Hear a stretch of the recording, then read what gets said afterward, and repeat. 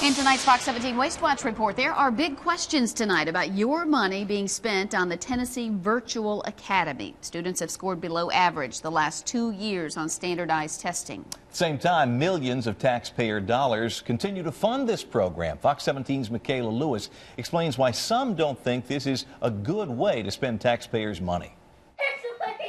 It's moments like these that single mother and musician Olivia West says she wants more of with her kids.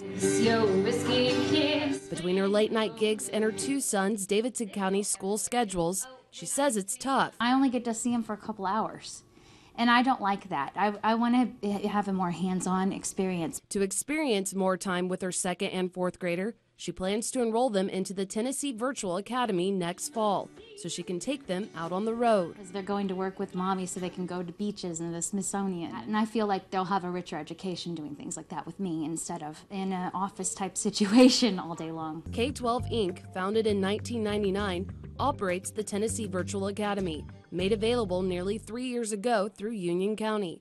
K-12 says in the state's first year, funding reached $7.5 million from the basic education program alone. The school receives about $7,000 per student, with about 3,000 enrolled currently.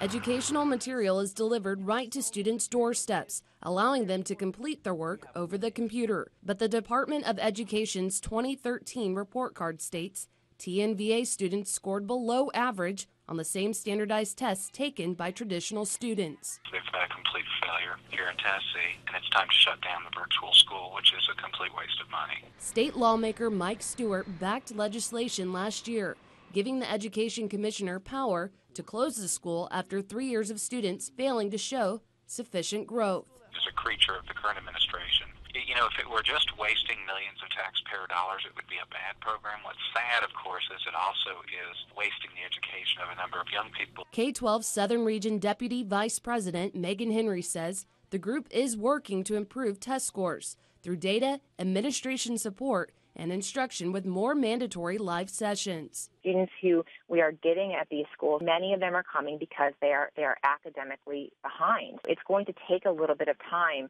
to get them back to grade level. This year in Tennessee, some targeted efforts, we will show growth. It is a new model of education. We need to allow for some time to let this work. Time that some like West and her sons hope they get. Because it's a great thing to spend time with my family.